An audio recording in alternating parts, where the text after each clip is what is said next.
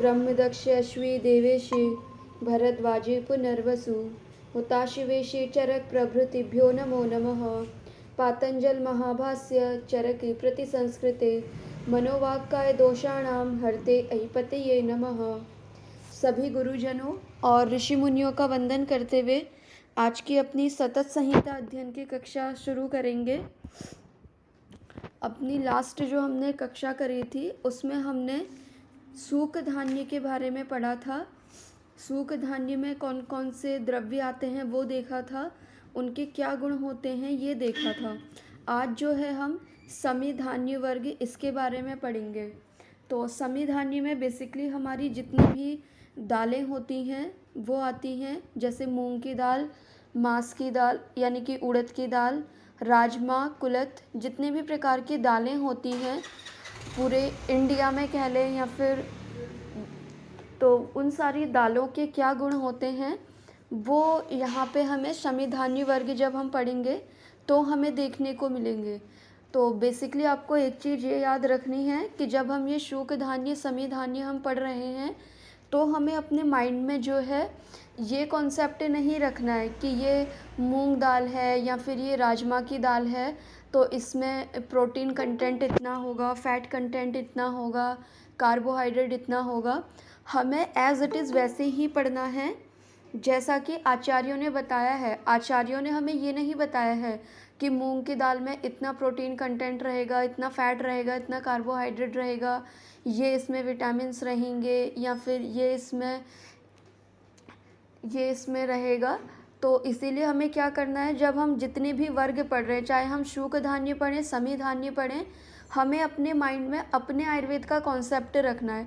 आयुर्वेद का क्या कॉन्सेप्ट रखना है, एक तो गुणों का कॉन्सेप्ट हमारे माइंड में रहना है कि हमारे में जो गुण बताए गए हैं, जैसे हमें बताया है कि रूक्ष गुण जो है वो वात दोष का है, शीत गुण जो है वो वात दोष का है, कफ दोष का भी है, उष्ण गुण जो है वो पित्त का है, सर गुण जो है वो पित्त का है, स्निग्ध गुण जो है वो कफ का है। तो हमें इस तरीके से विचार करना है जब हम अपने पेशेंट को बताएंगे कि आपको इन समी धान्य वर्ग में से कौन सी दाल उसे लेने के लिए हमें बोलना है। जब हम उसका डाइट चार्ट बना रहे होंगे तो हमें ये नहीं देखना कि प्रोटीन है, फैट है, हमें ये देखना है कि गुरु गुण है, लघु गुण है, पाक में मधुर है, शीत है, कफ का शमन कर रही है, वात का कर रही है या फिर पित्त का कर रही है।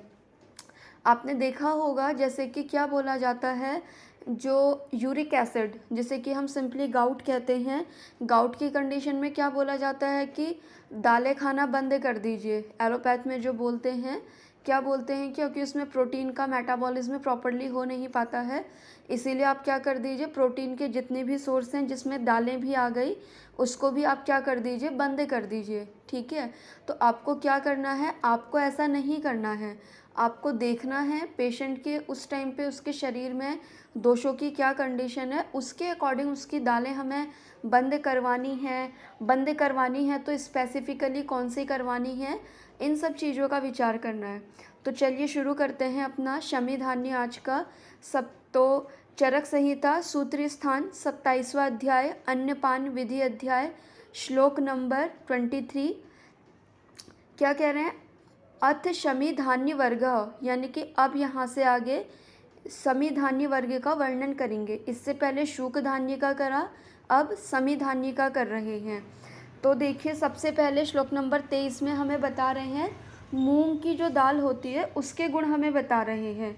तो क्या कह रहे हैं, कषाय मधुरो रूक्षः शीतः पाके कटु लघु विशदः श्लेष्म पित्तघ्नो मुद्गः सूपयो उत्तमो मतः। ठीक है, अब देखिए हमें माइंड से प्रोटीन, कार्बोहाइड्रेट, फैट सबका कॉन्सेप्ट हटा करके सिर्फ अपने उस पर फोकस करना है कि इन्होंने हमारे आयुर्वेद के अकॉर्डिंग क्या बताया है। ठीक है, सबसे पहले देखिए इसकी टीका देखिए।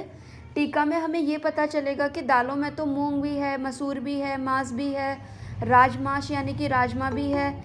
तो सबसे पहले इन्होंने हमें मूंग दाल का ही वर्णन क्यों करा है, उसका आंसर हमें मिलता है टीका पढ़ के। तो क्या कह रहे हैं, धान्यत्वेन समी धान्य वर्गे अभिधातव्य प्रधानत्वान मुद्गो निरुच्यते। क्या कह रहे हैं कि शमी धान्य वर्गों में जितने भी धान्य आते हैं या जितनी भी इसमें वैरायटी आती हैं दालों की, उसमें जो प्राधान्य है, ठीक है, जो प्रधान है वो क्या है, मूंग की दाल है। इसीलिए सबसे पहले क्या कर रहे हैं, मूंग की दाल के, मुद्ग दाल के गुणों का वर्णन हम यहाँ पे कर रहे हैं। ठीक है, तो देखिए टीका पढ़ने से हमें इन चीज़ों का आंसर भी मिलता है कि इस चीज़ को पहले बताया है तो क्यों बताया है। अब जैसे कि आप मूंग की दाल के बारे में देखोगे तो मूंग को जो है नित्य सेवनीय द्रव्य में भी रखा गया है। ठीक है, तो ये भी एक रीज़न है उसे सबसे पहले बताने का। अब देखिए यहाँ पे मूंग दाल के गुण बता रहे हैं, कषाय मधुरो रुक्षः शीतः पाके कटु लघु, यानी कि क्या कह रहे हैं, कषाय होती है, मधुर रस वाली होती है। ठीक है, रुक्ष होगी, गुण में क्या है, रुक्ष है और शीत है। अब देखिए रुक्ष और शीत गुण किसके होते हैं, वात दोष के होते हैं।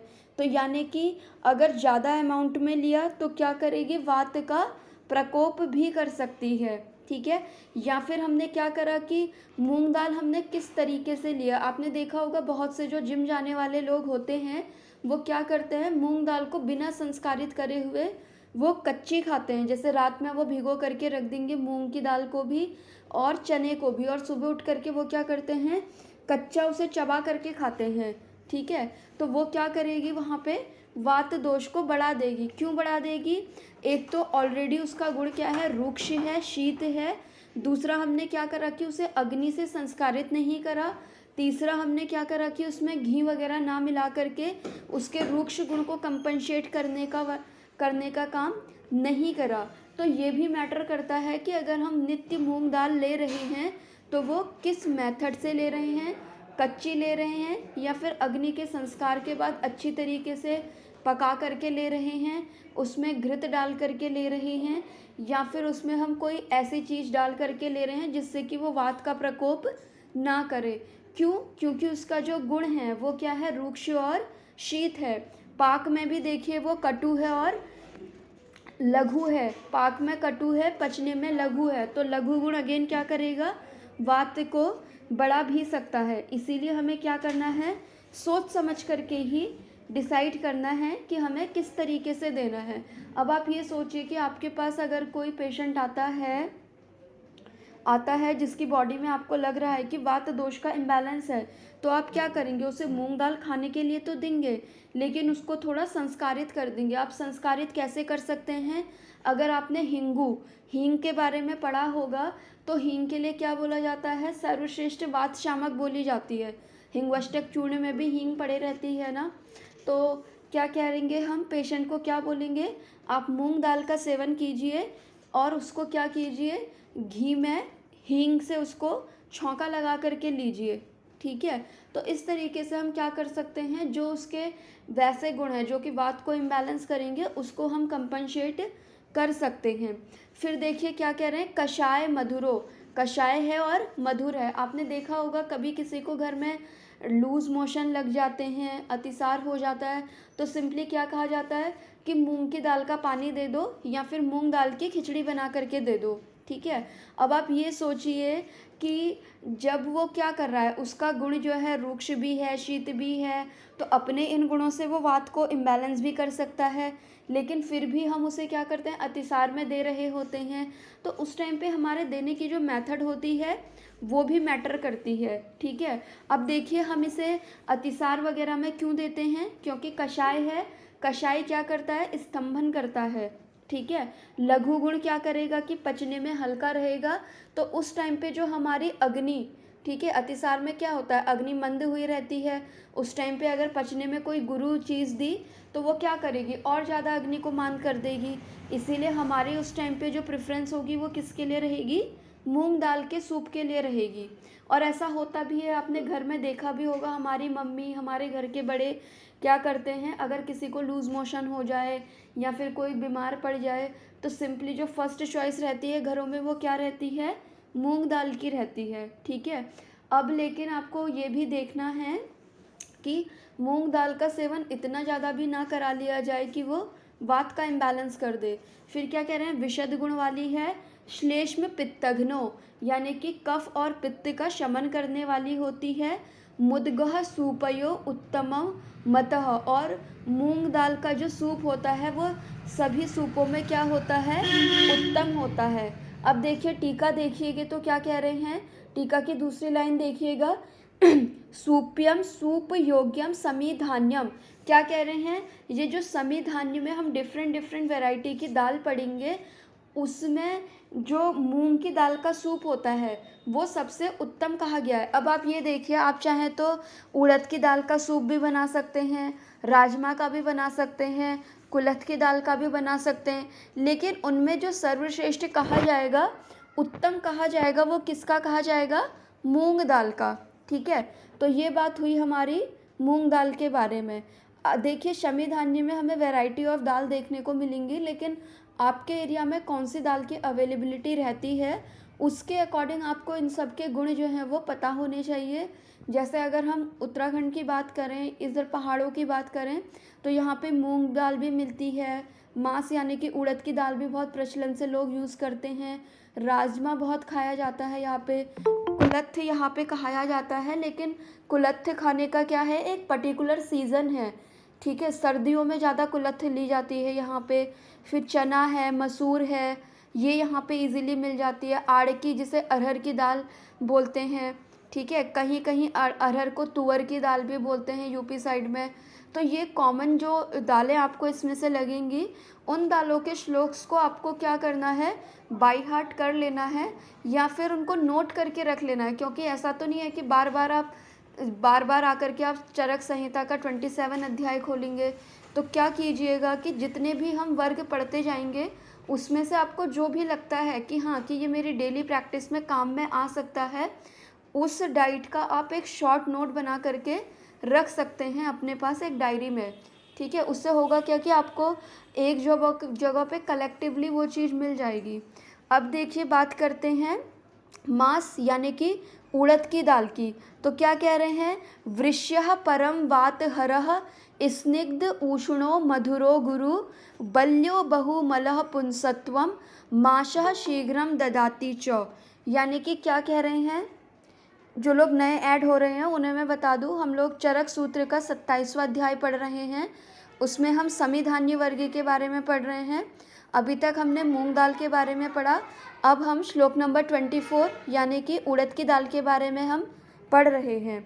तो क्या कह रहे हैं, वृष्यः परम वात हरः, यानी कि ये जो उड़द की मांस की जो दाल होती है वो क्या कही गई है, वृष्य बोली गई है। ठीक है, अब वृष्य बोली गई है तो आप ये समझिए कि अगर आपके पास कोई पेशेंट आता है जो कि इस किसके लिए आ रहा है, जो कि अपनी कोई सेक्सुअल प्रॉब्लम लेकर के आ रहा है, या फिर अपनी कोई इनफर्टिलिटी से रिलेटेड कोई प्रॉब्लम लेकर के आ रहा है, या फिर जो सेक्सुअली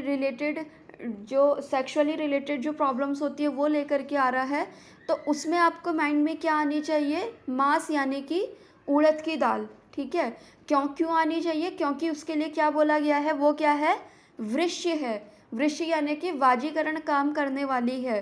परम वात हरः, ठीक है, वात हर यानी कि वात दोष का वो शमन करने वाली है। ठीक है, अब आप ये देखिए हमारे पास 3 तरीके के पेशेंट आते हैं, आम वात, संधिवात और वात रक्त। ठीक है, आम वात का अगर पेशेंट आया, उसको अगर आपने मांस यानी कि उड़द की दाल दी तो क्या होगा, उसका दर्द बढ़ने लगेगा। क्यों बढ़ने लगेगा, क्योंकि उड़द की दाल क्या करेगी, स्निग्ध है, मधुर है, गुरु है, इस वजह से वो क्या करेगी, कफ दोष को और बढ़ाने का काम करेगी। वहीं दूसरी ओर अगर आप उड़द की दाल जो है संधिवात वाले पेशेंट को रेकमेंड करते हैं, क्यों, क्योंकि संधिवात जो होता है वो क्या है, वात व्याधि में आता है। ठीक है, वात का विकार है, और यहाँ पे क्या बोल दिया है उसके लिए, परम वात हर बोल दिया है उसे।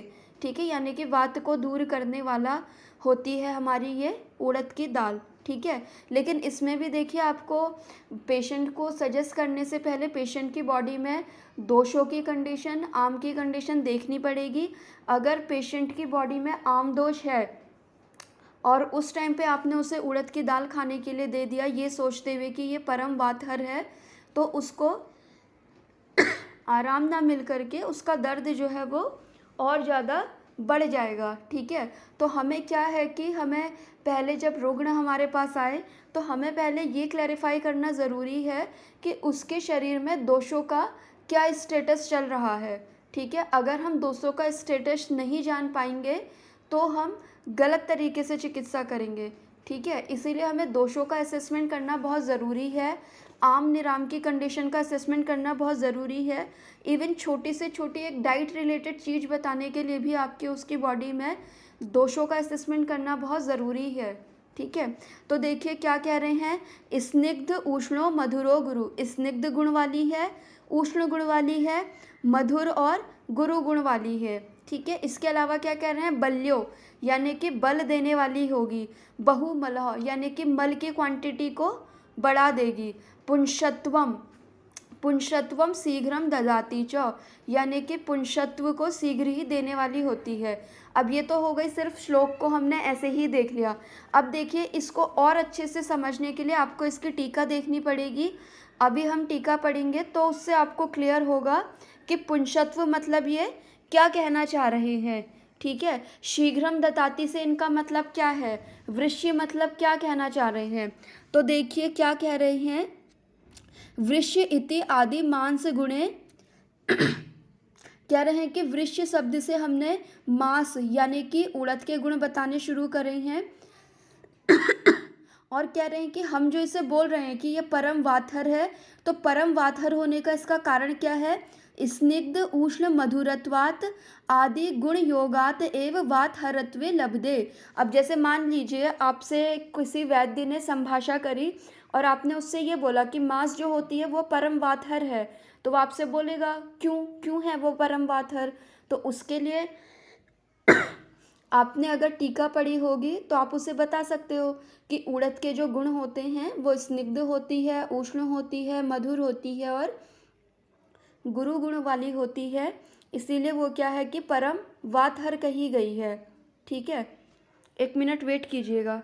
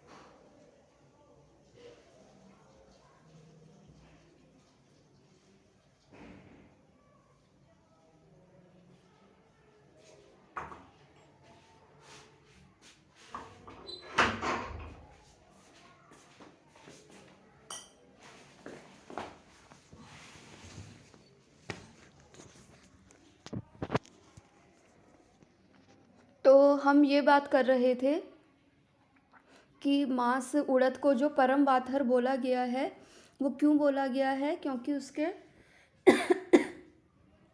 स्निग्ध उष्ण और मधुर आदि गुणों की वजह से। अब देखिए हमने ये कहा कि वो पुंसत्व को शीघ्र ददाती है, तो क्या कह रहे हैं, टीका में बता रहे हैं पुंसत्व यानी कि क्या, शुक्र धातु, शीघ्रम इति वचनेन शुक्र श्रुति करत्व लक्षणम अपि वृषत्वम मांसस्य दर्शयति। शुक्र श्रुति करम च वृश्य शब्देन न उच्यत एव वचनम ही। तो क्या कह रहे हैं कि पुंसत्व यानी कि शुक्र धातु, ठीक है, शीघ्रम ददाती यानी कि शुक्र श्रुति कर, यानी कि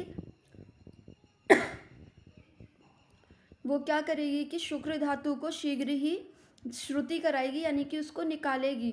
अब आप ये सोचिए अगर आपके पास कोई नाइट फॉल या फिर अर्ली इजैकुलेशन का कोई रोगी आ रहा है तो उसको आप मांस की दाल मना करवाएंगे